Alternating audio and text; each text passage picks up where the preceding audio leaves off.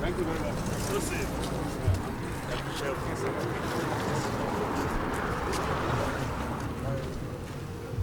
So we move down? Yeah. All right.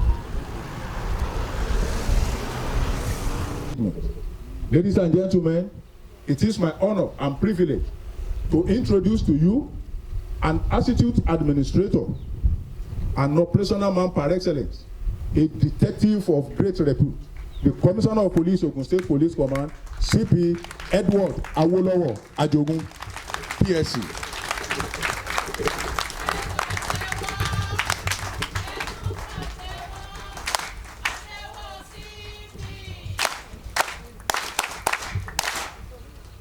Thank you very much.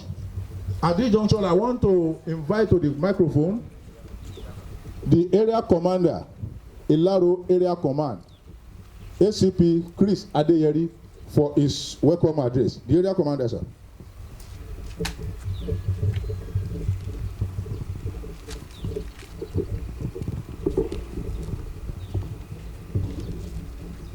The CP, sir.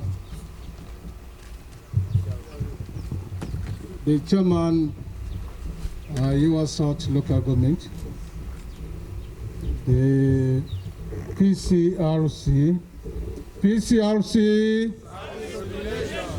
we cannot do without you. The representative of our paramount ruler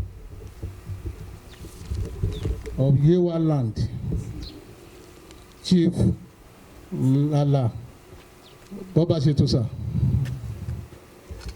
The KBSCs, good morning, sir. Our fathers and mothers, the religious leaders, I can see our bishops, I can see our imams, the Igbo community, and my co-colleagues from other services, the policemen here, ladies and gentlemen. I'm so delighted to be here this morning and to receive my Igbo Commissioner of Police, in person of CP Edward Awolowo Ajogun, PSC, and is central to Area Command Ilaro. Sir, Ilaro Area Command comprises of 4 divisional headquarters, namely Ilaro Yesa, Owode Yewa, Owode Egbayo, also called Owode Egbado, Idi Roko, and Ipokia. And the more arrogant posture you have, the more you distance yourself from the community.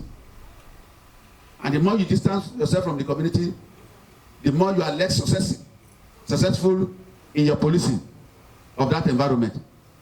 And the less successful you are, the more irrelevant the community will say you are.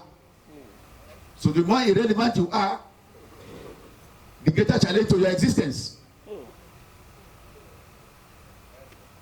So we have to work with the community.